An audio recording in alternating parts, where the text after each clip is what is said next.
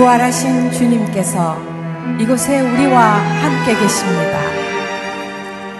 고린도전서 15장에서는 만약 예수 그리스도의 부활이 없다면 너희들의 믿음도 헛것이요 모든 사람들 중에서 너희가 가장 불쌍한 사람들일 것이다 라고 성경은 말하고 있습니다. 그만큼 부활은 우리 믿음의 핵심인 동시에 삶의 방향을 제시해주는 가장 중대한 사건입니다. 우리를 구원하시기 위해 육신을 입고 이 땅에 오시고 십자가에서 생명을 쏟아부어 주신 주님, 그러나 3일 만에 부활하셔서 영원한 승리자가 되신 주님께 우리 모두의 마음을 모아 찬양 드리겠습니다.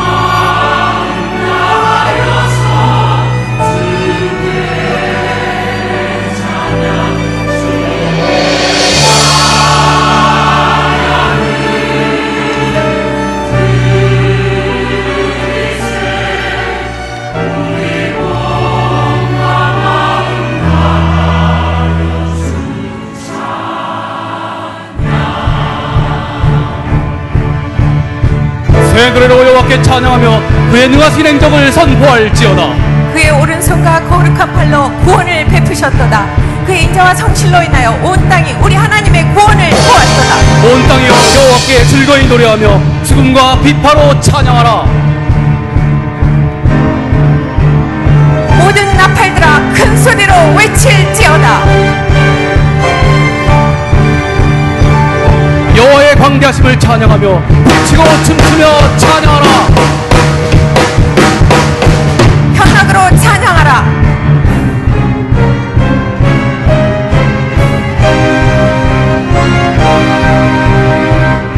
그 영광은 열방 중에 그 기이한 행적을 만민 중에 선포할지어다. 높이 소리나는 재금으로 찬양하라. 큰 소리나는 재금으로 찬양하며 높은 나팔과 호각으로 여호와를 찬양하라. 온 땅과 만물들아 주의 영광을 찬양하라.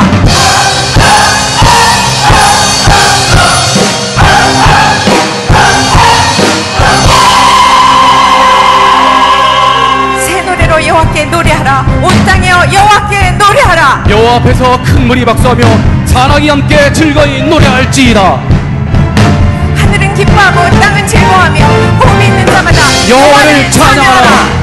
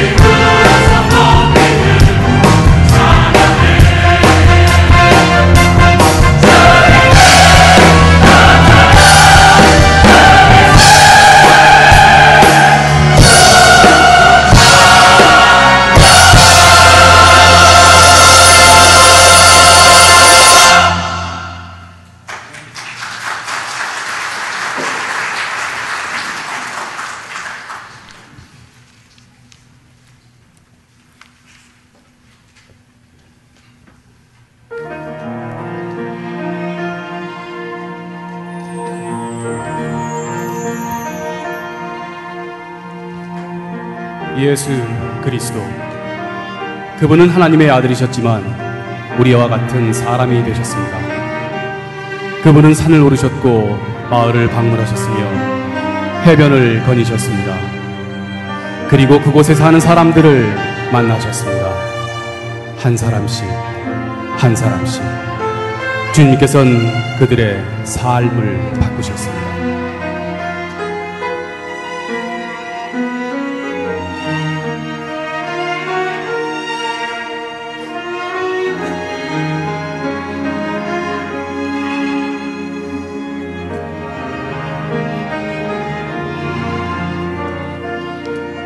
제 동생과 저는 어부입니다.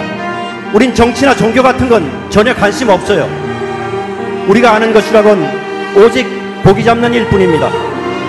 제가 그분의 이름을 처음 들었을 때 제 동생이 저에게 형, 이분을 꼭 만나보라고 간청하길래 저는 그분을 찾아갔습니다. 그분은 이렇게 말하더군요. 나를 따르라고. 그분에게는 분명히 뭔가 있었습니다. 그 무엇인가를 그분은 가지고 있었어요. 결국 우리는 모든 것을 다 포기했습니다. 배와 그물을 몽땅 버리고 그분을 따라 나섰습니다. 그 후로 저는 그분과 항상 같이 있었습니다. 예수 그의 이름 몰라봐라.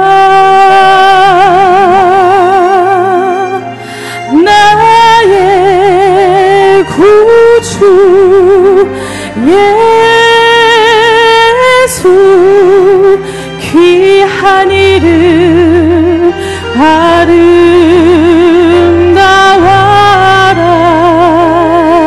아름다워라. 예수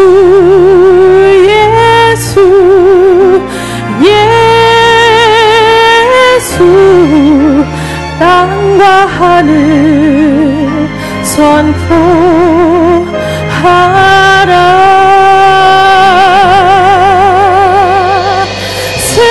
세상 권세 사라지나 그의 이름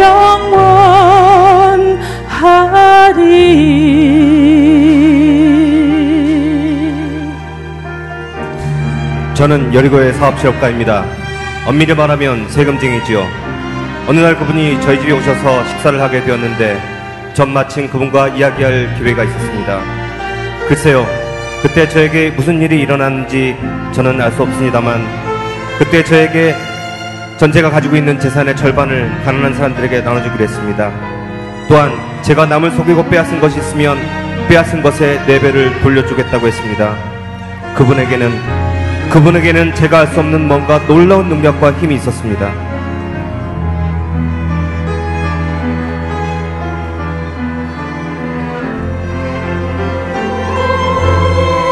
전 우물에서 물을 깃다가 그분을 처음 뵙게 됐는데 물 한 그릇을 떠드렸죠.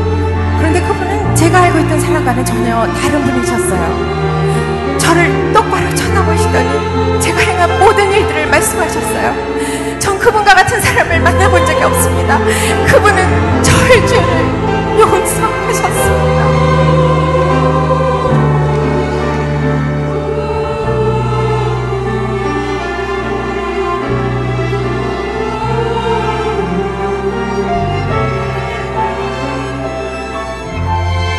이와 같이 부자, 가난한 자, 젊은이, 노인, 권세 있는 사람, 약한 사람 모두가 그분을 만난 후에는 어떤 일이 일어났습니다.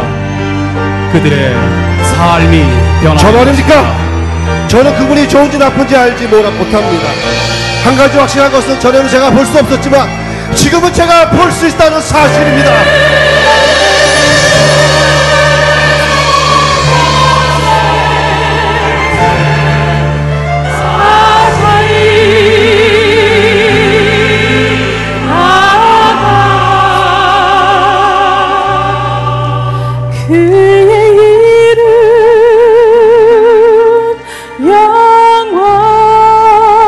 영원하리.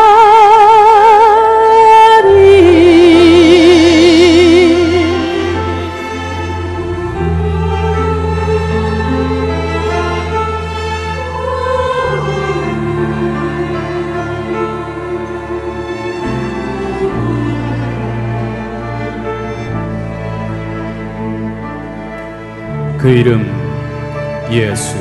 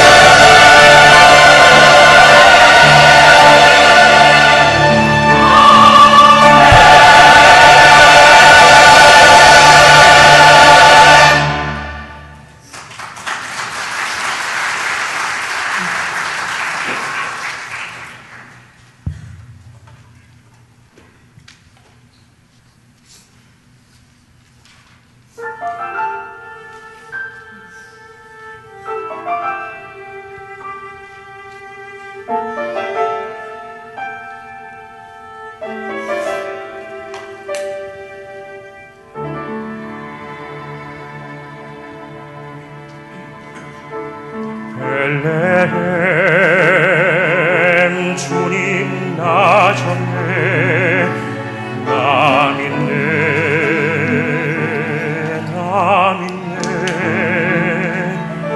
갈릴리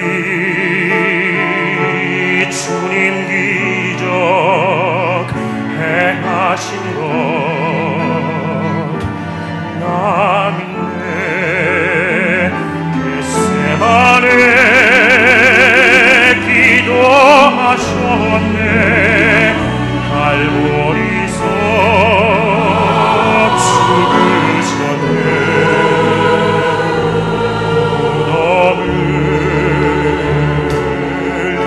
이기셨네. 나 믿네. 오 나 믿네. 나 믿네.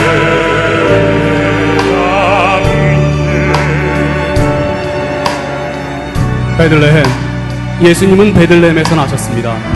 베들레헴의 말구유가 특별히 거룩한 곳은 아니었습니다. 예수님은 가장 좋은 곳에서 나실 수도 있었습니다. 그러나 주님은 낮은 곳으로 임하셨습니다. 오늘날도 우리가 기꺼이 드리는 이곳에 예수님은 임하십니다. 갈릴리 주님 기적 행하신 것 나 믿네. 예수님은 평범한 사람들과 함께 하셨습니다. 그러나 그분의 말씀은 결코 평범하지 않았습니다. 원수를 사랑하라, 하나님께 신령과 진정으로 예배하라고 말씀하셨을 때 사람들은 놀랐습니다. 예수님은 외면적인 행위보다 마음의 중심 자세를 더 강조하셨던 것입니다.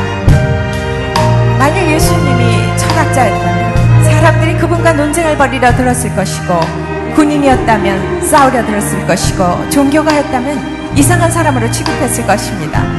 그러나 예수님은 사랑이셨습니다. 겟세마네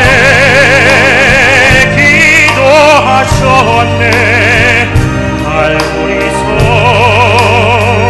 죽으셨네.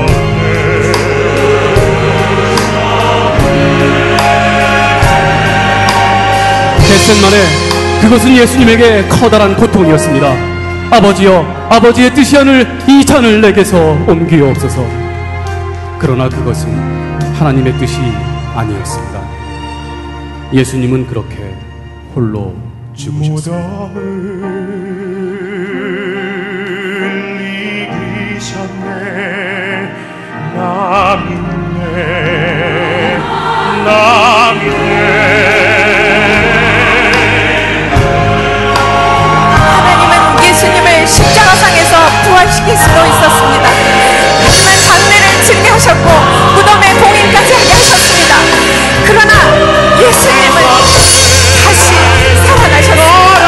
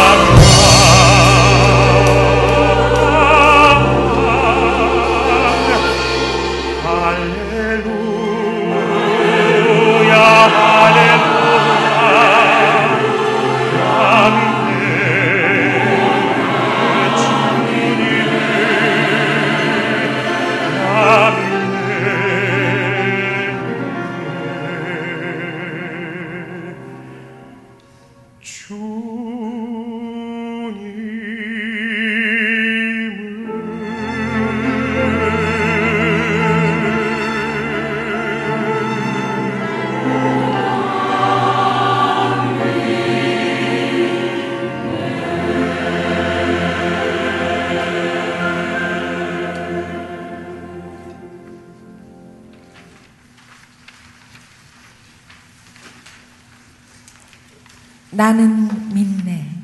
나는 믿네. 이게 얼마나 힘있는 말인가요? 수천 년을 통해서 수많은 사람들이 예수 그리스도가 실제 하신다는 이 믿음에 그들의 삶을 바뀌었습니다. 왜일까요? 그것은 이 믿음이 그들의 삶에 의미를 주었기 때문입니다. 오늘날도 마찬가지입니다. 예수 그리스도께서는 변화를 주십니다. 세상 풍파 몰려닥쳐도 내 맘속에 노래 있네. 내 맘속에 들리는 음성, 주님이 주신 귀한 노래. 루루루 빠빠빠따바바라바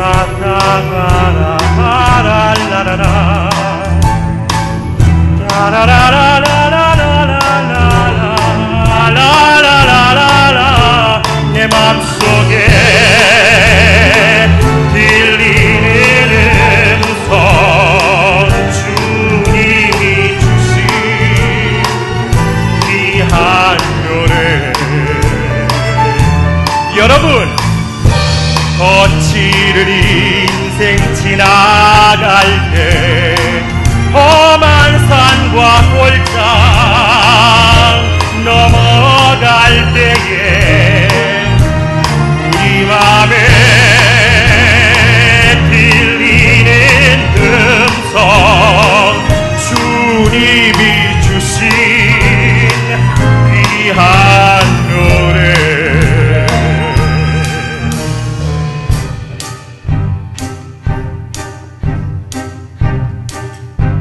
네, 하나님께서는 우리에게 노래를 주셨고 그 노래는 언제나 우리와 함께 있습니다.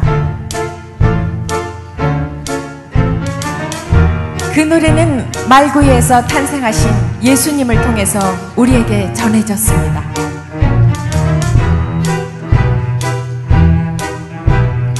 그 노래는 아주 쉽고 단순하고 순수해서 모든 사람들에게 사랑스러운 노래였습니다.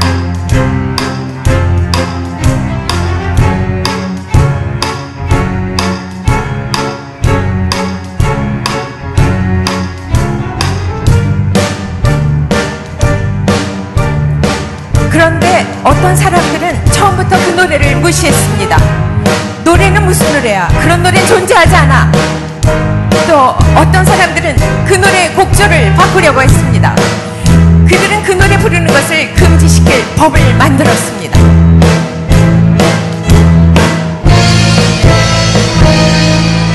군대는 그 노래를 부르는 자들을 핍박했고 대항했습니다.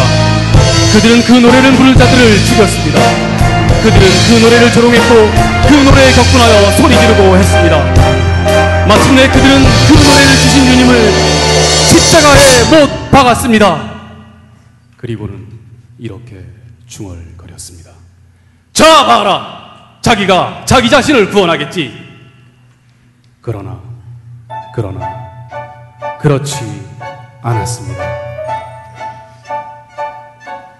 내 맘속에 들리는 음성 영원토록 그치지 않네. 내 맘속에 들리는 음성 주님이 주신 귀한 노래 내 맘속에 주가 주시는 선 영원토록 끝이 않네. 내 맘속에 주가 주시는 선 주님이 주신 귀한 노래 내 맘속에 들리는 음성 주님이 주신 귀한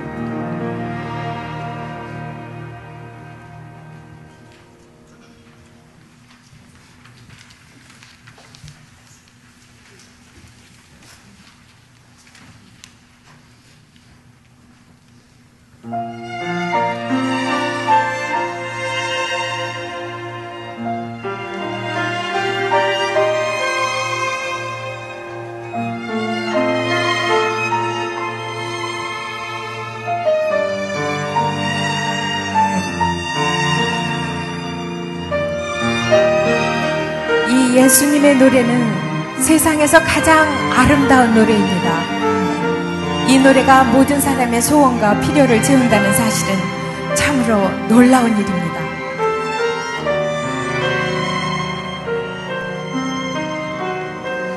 하나님은 오늘 지금 이 시간에도 일하고 계십니다.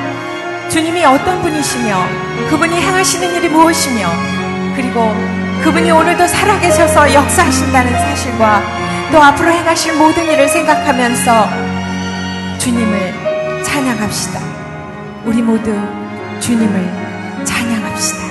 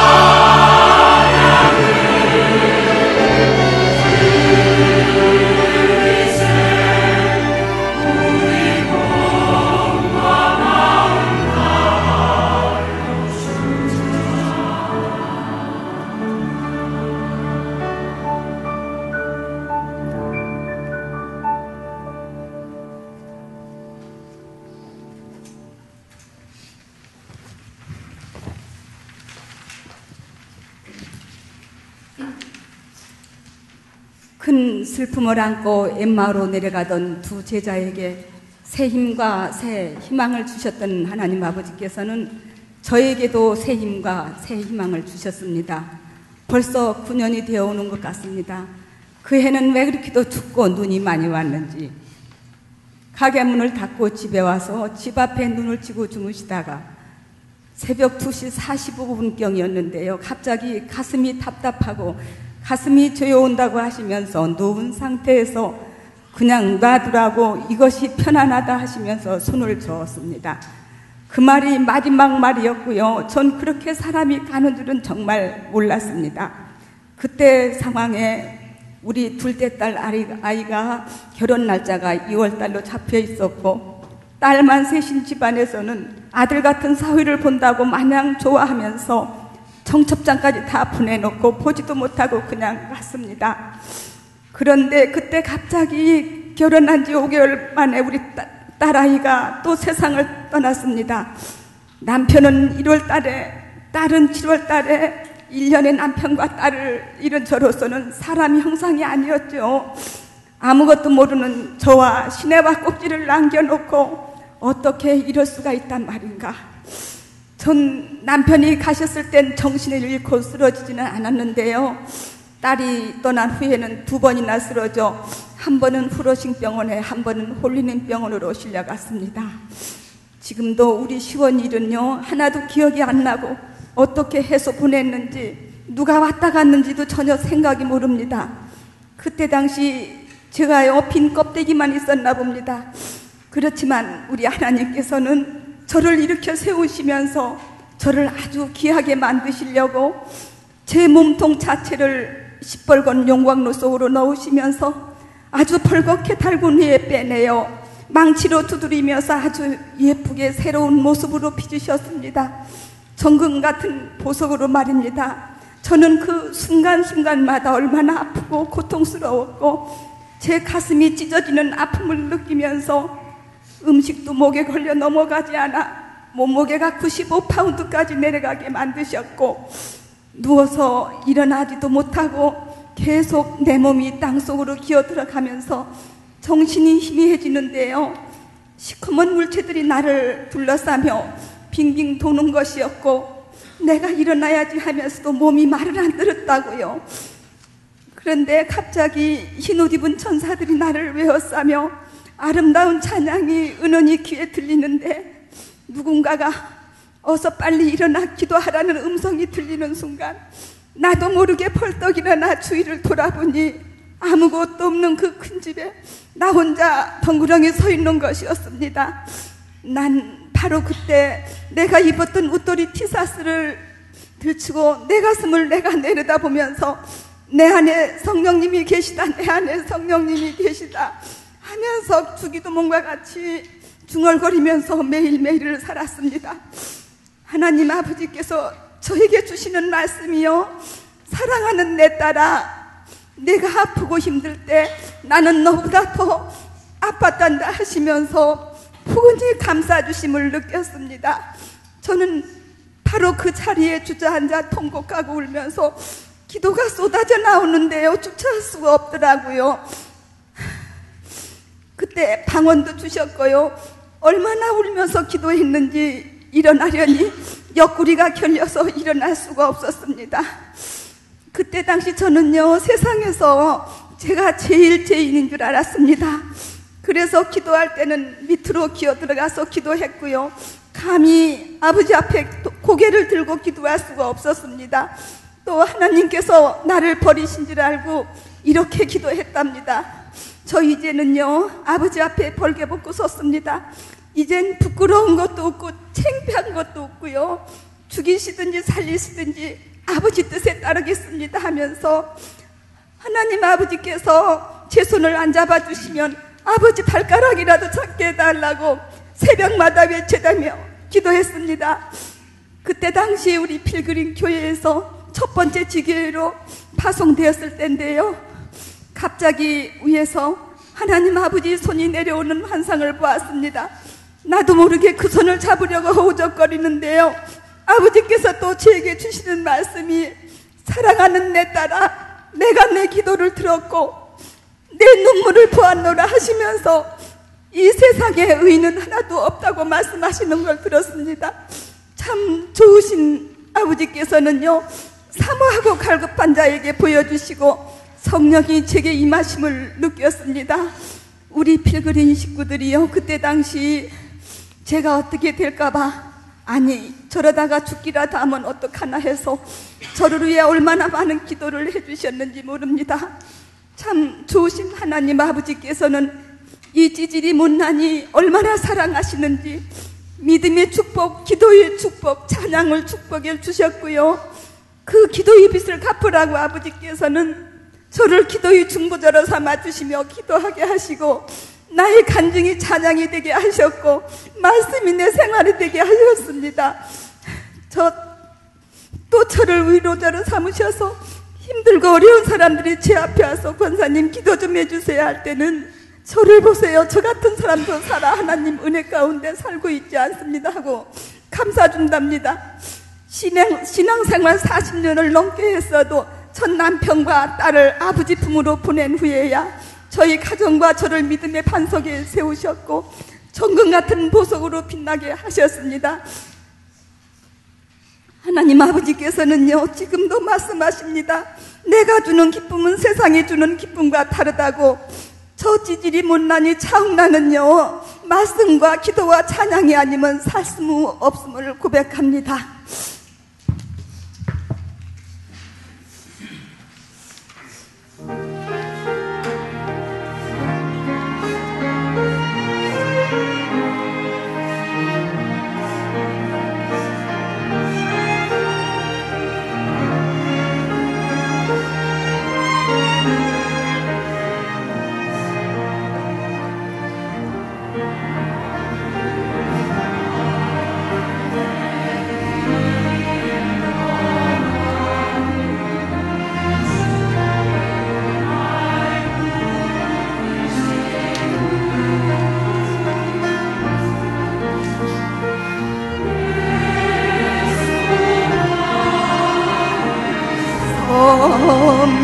섬기면서 내 삶을 이기는 난 즐거웠네.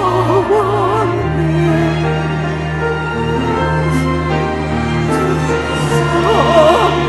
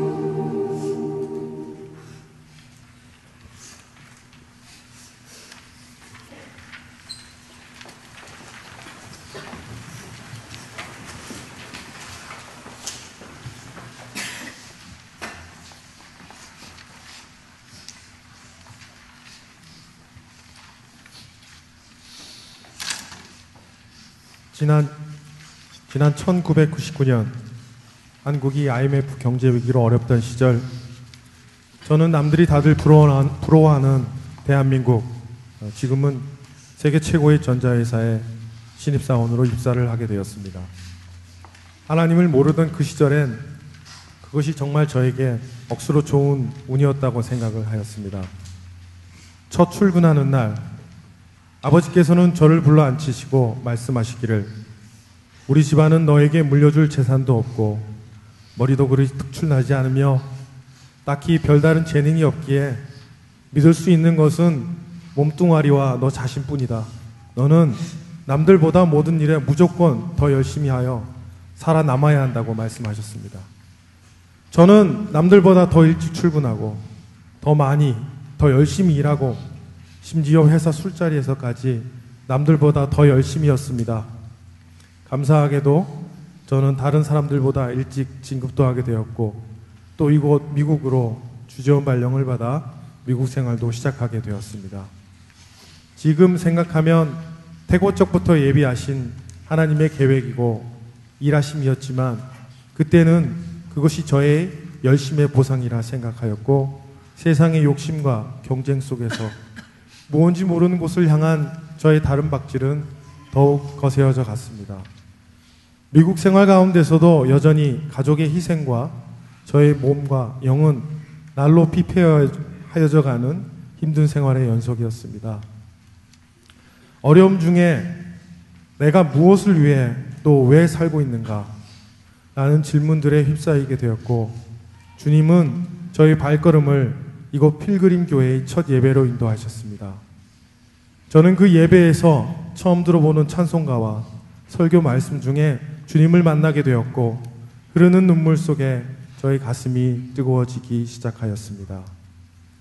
매주 예배가 기다려지고 말씀과 찬양이 이 세상 어떤 것보다 달고 아름답다는 것을 깨닫게 되었습니다. 빨리 세례를 받고 싶어 매일 손꼽아 기다렸고 매주 젊은 부부에서의 셀 모임이 첫 신앙생활을 시작한 눈과 귀가 어두운 저희 가정을 인도하는 주님의 등불이 되어주셨습니다. 필그림 교회에서 세례를 받고 예배 생활을 시작하면서 주님의 은혜로 저는 변화되기 시작했습니다. 또한 과거의 저의 모습과 굴레를 끊어버리기 위해서는 어떠한 결단이 필요함을 깨닫게 되었고 가족과 함께 하나님을 향한 예배의 삶을 위해 세상 말로 잘 나간다는 그 직장을 그만두고 하나님을 만난 이 땅 미국에서의 이민 생활에 첫 발을 내딛게 되었습니다. 과거에 저를 아는 어떤 사람도 저의 이 결정을 이해하지 못했고 쉽지 않은 결정이었으나 오히려 저의 결단 후에 저를 흔드는 많은 공격들이 시작되었습니다. 강하고 담대하라. 두려워하지 말며 놀라지 말라. 내가 어디로 가든지 내 하나님 여호와가 너와 함께 하느니라. 주님은 환난 중에 말씀과 기도에 더 의지하게 하여 주시고 눈물의 기도에 응답하셔서 새로운 일터도 찾게 하여 주시며 주님의 시간에 문제들도 해결이 되게 하여 주셨습니다. 돌이켜보면 지난 시간 동안 새로운 땅에 정착하여 살면서 모든 일을 잘 감당할 수 있도록 저희 삶에 하루하루, 아니 지금 순간순간 간섭하시고 능력으로 역사하고 계십니다. 예수님을 뜨겁게 영접하시고 이제는 누구보다 교회 섬김에 열심이신 아버지께서는 이제 이렇게 저에게 다시 말씀하십니다. 하나님께 무조건 충성해라. 죽도록 충성해라. 저는 도저히 질 수 없는 그 십자가, 저를 부르신 주님이 그 십자가를 제 평생 함께 지어주심을 믿습니다. 하나님이 제게 주신 그 은혜와 증거 믿으며 주님 가신 그 길, 주님의 그 험한 십자가 매일 붙잡고 따르길 원합니다.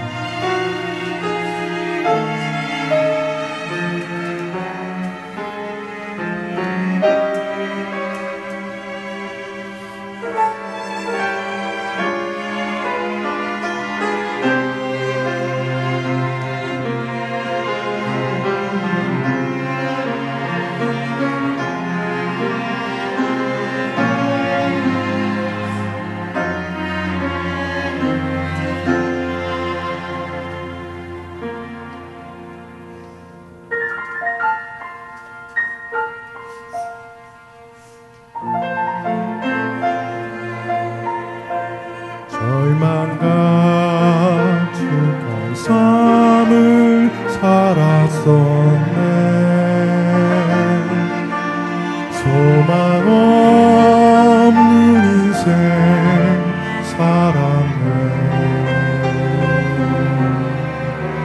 그때 주님의 못 박은 손이 연약한 나를 붙드셨네.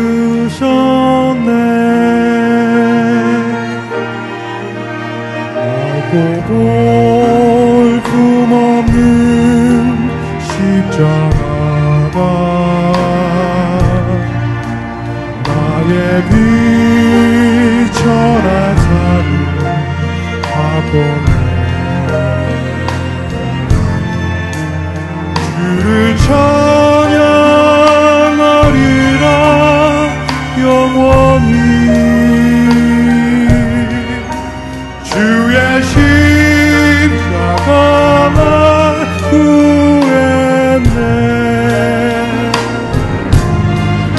오나님의 험한 갈보리 언덕, 오나님의 지시로 나민네. 세상 다 지나가고 온갖 전에도 십자가 굳게 붙들겠네.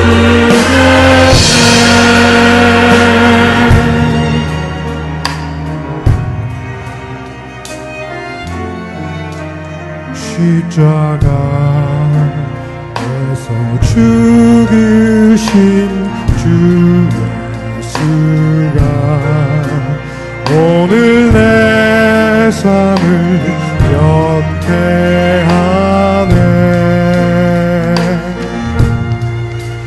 이제 새로운 삶은 정녕 내 것이니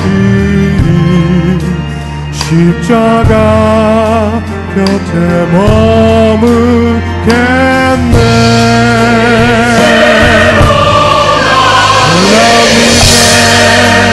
험한 갈보리 언덕, 오나님의 놀라운 사랑,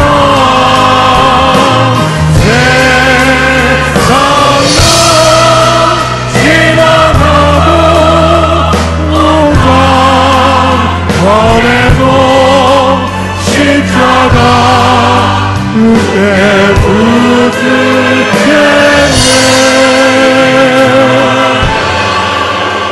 십자가 그때 붙들겠네.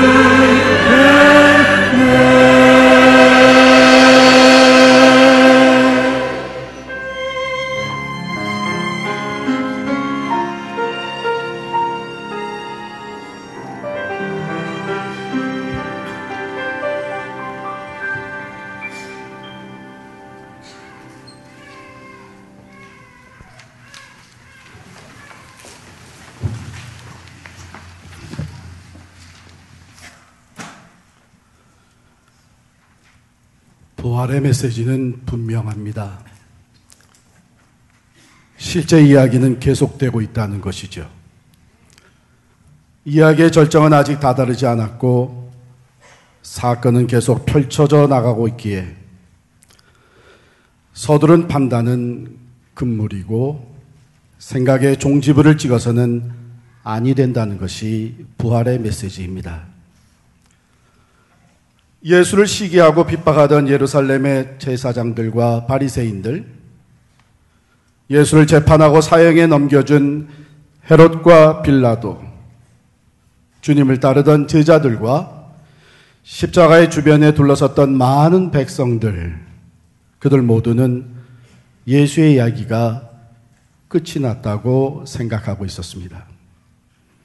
그들은 하나같이 서둘러 예수 이야기의 종지부를 찍고 혹은 승리감에 혹은 두려움에 더 많은 사람들이 혼돈과 시리에 빠져 있었습니다.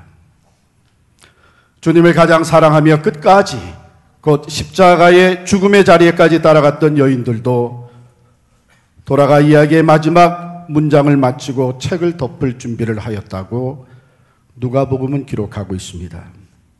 누가복음 23장 55절에 갈릴리에서 예수와 함께 온 여자들이 뒤를 쫓아 그 무덤과 그의 시체를 어떻게 둔 것을 보고 돌아가 향품과 향유를 예비하더라. 즉 죽으신 예수님께 마지막 예의를 갖출 준비를 하였다는 것이죠. 그러나 이야기는 아직 끝나지 않았습니다.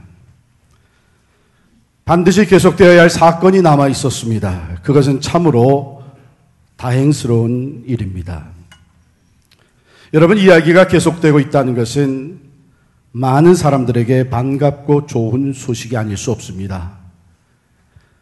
기아에 쓰러져가는 수많은 사람들을 보면서 전쟁과 천재지변으로 인해 파괴된 집들과 가게들을 보면서 사랑하던 부모나 자식의 시신을 안장하고 돌아서면서 이제 모든 것이 끝이 났다고 생각하는 사람들에게 선포되어지는 부활의 메시지는, 이야기는 계속되고 있다고 하는 것입니다. 안식 후 첫날 새벽에 마지막을 고하기 위해 예비한 향품을 가지고 무덤을 찾았던 여인들은 아직 이야기가 끝나지 않았음을 발견했습니다.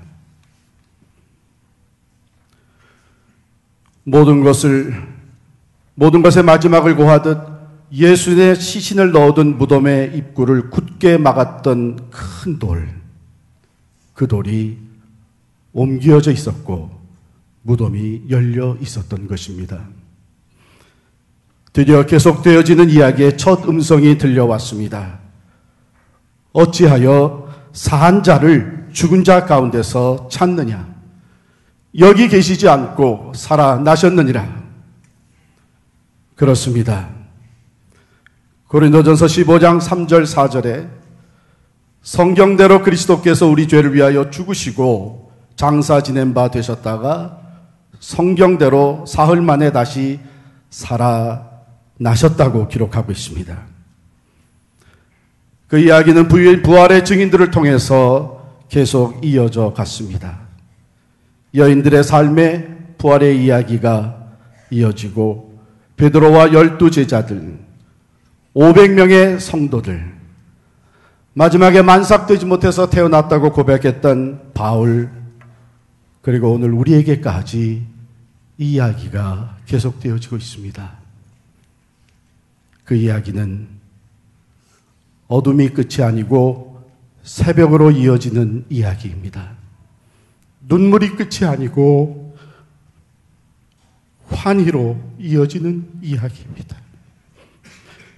패배가 끝이 아니고 승리로 이어지며 절망이 끝이 아니고 소망으로 이어지는 이야기입니다.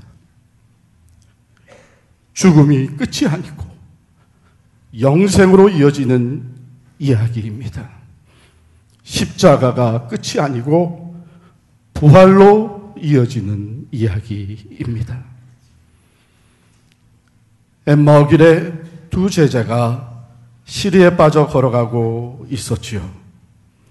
엠마오로 향하는 그들, 그 길은 절망과 좌절의 길이었습니다. 슬픔과 시리에 찬 길이었습니다. 낭패와 두려움의 어두운 밤길이었습니다. 그러나 놀라운 변화의 사건이 일어났습니다. 그들의 삶의 방향은 전폭적으로 바뀌어져서 이제는 엠마오가 아니라 예루살렘으로 다시 돌아가게 되었습니다. 그 길은 소망과 확신에 찬 길이었습니다. 기쁨과 감격이 넘치는 길이었습니다. 빛과 승리의 새 아침이 밝아오는 길이었습니다. 엠마오 길에서 부활하신 주님을 만났기 때문입니다. 부활하신 주님은 오늘도 우리 엠마오 길에 찾아와 주십니다. 우리와 동행해 주십니다.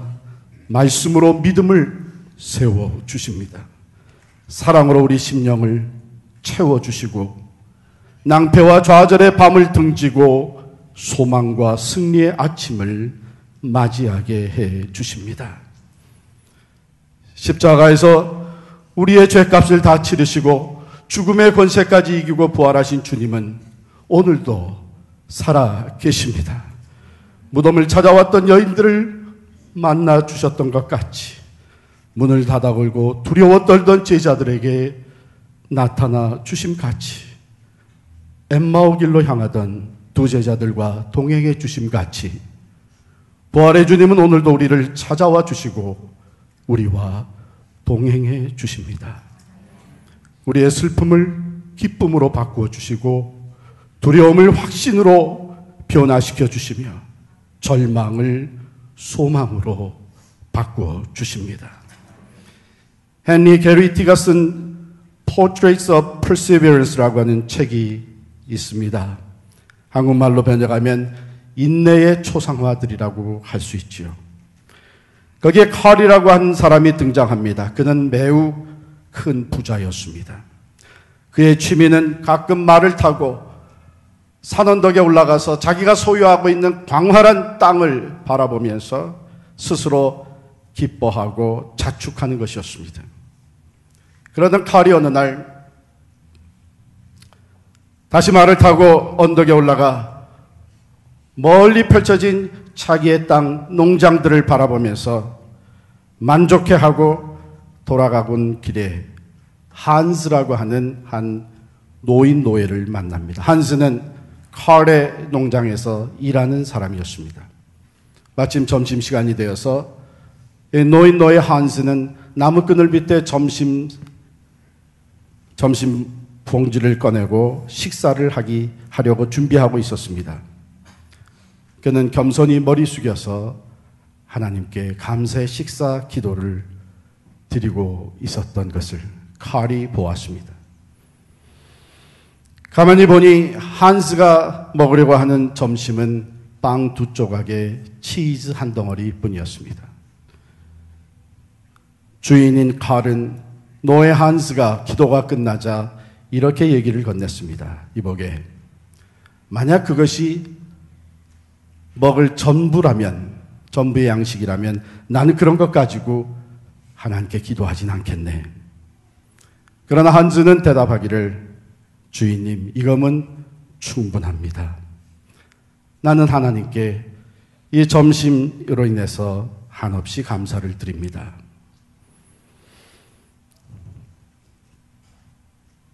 말을 타고 다시 돌아가려고 하는 칼. 그런데 갑자기 노인 한스가 칼을 불렀습니다. 잠깐만 기다리십시오. 제가 드릴 말씀이 있습니다. 제가 어젯밤에 꿈을 꾸었죠. 제 꿈에 황홀한 장면이 펼쳐지면서 한 음성이 들려왔습니다. Tonight the richest man in the valley will die. 오늘 밤에 이 지역에서 가장 큰 부자가 죽게 될 것이다. Tonight the richest man in the valley will die. 쓸데없는 소리, 터무니없는 소리네. 칼은 소리를 지르고 다시 말을 타고서는 자기 집을 향해 갔습니다. The richest man in the valley.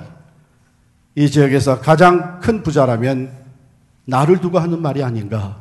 말을 타고 가는 가운데 자꾸 그런 생각이 떠오르면서 왠지 가슴이 조여들기를 시작을 했습니다.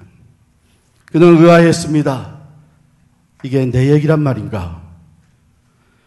걱정이 돼서 자기 주치의를 불러 자기를 다시 진단해 줄 것을 요청을 했습니다. 의사는 찾아와서 당신은 굉장히 건강한 사람인데 뭐 그런 말에 신경을 씁니까? 그러나 마음이 걸린다니까 내가 다시 한번 진단을 하죠. 진단을 마친 의사는 칼에게 이렇게 얘기했습니다. Carl, you are as strong, you're strong as a horse. 당신이 타고 다니는 말과 같이 당신은 지금 건강합니다. 그래, 나도 그럴 줄 알았어. 괜히 마음이 쓰여서 당신에게 부탁한 거네. 그날 밤 칼은 잠자리에 들어서 편히 잠을 잤습니다. 그런데 그 다음날 아침 갑자기 문을 두드리는 소리에 일어나 문을 열어보니 찾아온 사가 이렇게 메시지를 전했습니다. Carl, old Hans died last night. 그 나이든 노인 한스가 어젯밤에 죽었답니다. 진정으로 그 지역에서 가장 부유했던 사람이 죽었던 것입니다. 사망아 너의 쏘는 것이 어디 있느냐? 사망아 너의 승리가 어디 있느냐? 우리 주 예수 그리스도로 말미암아 우리에게 승리를 주시는 하나님께 감사하노니 그렇습니다. 가장 부유한 자가 누구입니까? 예수 그리스도와 연합하여 십자가의 구속의 은총을 입고 구원을 받은 자가 부유한 사람입니다. 가장 부유한 자가 누구입니까? 예수 그리스도의 십자가뿐만 아니라 부활에도 연합하여서 영원한 소망과 부활의 승리의 확신을 가지고 이 땅에 발을 딛고 살아가지만 천국을 소유하고 사는 사람이 가장 부유한 사람입니다. 여러분과 제가 십자가의 구속의 구원의 확신과 부활의 신앙, 부활의 소망, 부활의 확신을 가지고 가장 부유한 자로 이 땅을 살아가시기를 간절히 축원합니다.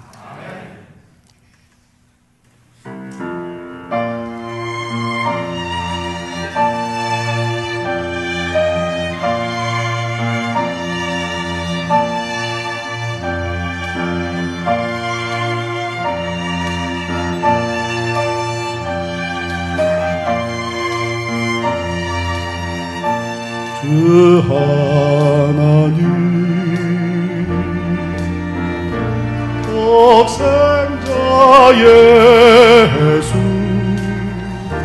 날 위하여 오시었네. 내 모든 죄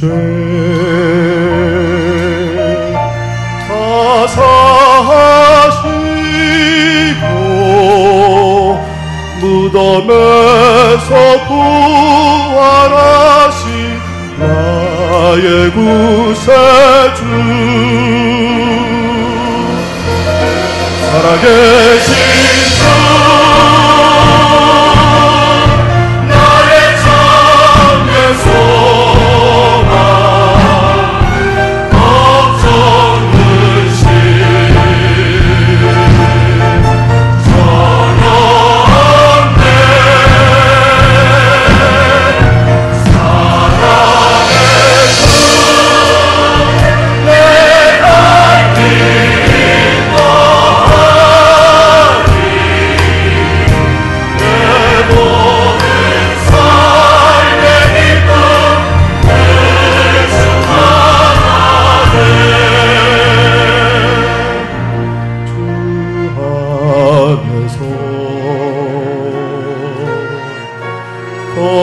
거듭난 생명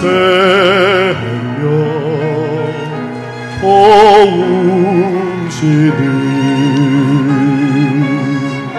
주의 사랑 참 기쁨과 확신 가지고 주님의 도우심을 믿으며 살리 그 언젠가 주 될 때까지 주를 위해 싸우리라.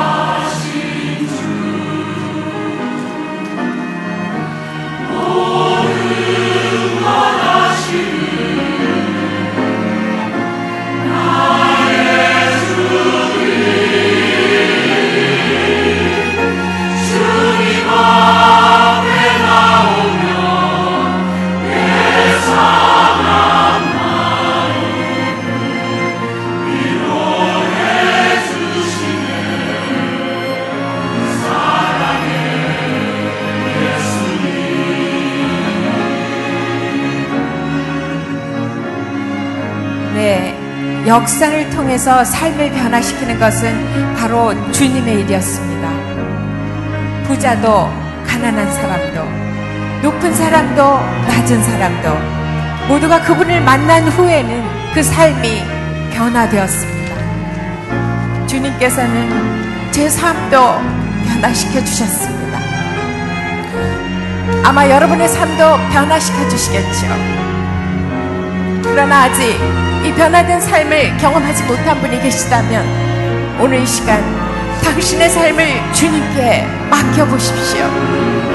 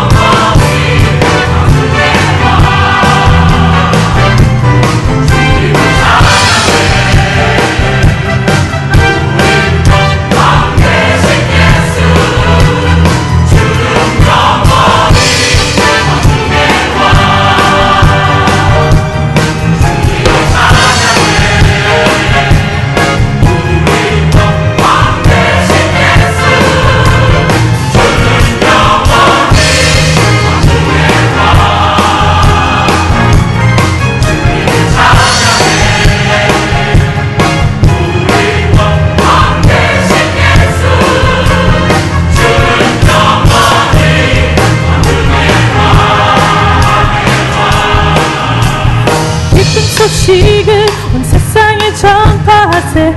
왕 되신 주 예수, 이 기쁜 소식을 온 세상에 전파하세. 왕 되신 주 예수, 이 모든 기쁨을 주시니 내 인생 다 바쳐서 주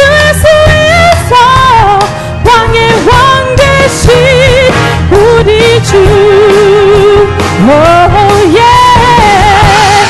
주님의 찬양에 왕 되신 예수, 주는 영원히 왕 중의 왕, oh yeah. 주님의 찬양에 왕 되신 예수, 주는 영원히 왕 중의 왕.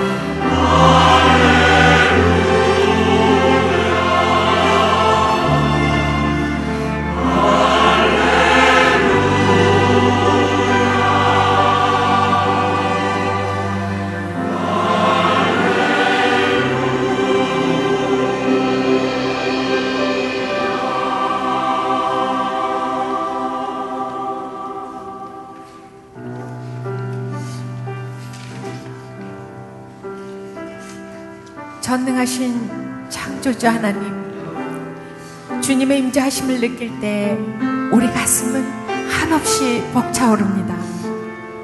주님 감사합니다. 감사합니다. 주님 감사합니다.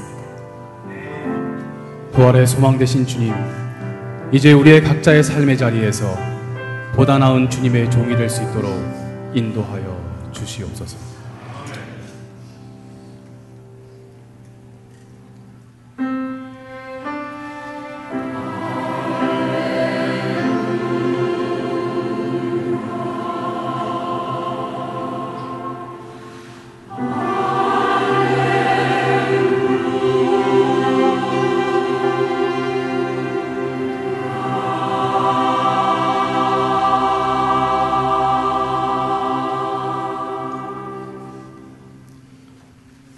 우리의 구원과 부활이 되시는 예수 그리스도의 은혜와 독생자도 아낌없이 우리를 위해 내어주신 하나님 아버지의 그 무한하신 사랑과 성령의 감화, 감동, 교통하시고 충만하심, 구원의 주 예수, 부활의 주 예수 그리스도와 온전히 연합하여 세상을 이기며 부활의 영광에 참여하겠노라 다짐하고 이 자리를 떠나는 사랑하는 온 성도들 위해 이제로 영원히 함께 하시기를 간절히 축원하옵나이다. 아멘.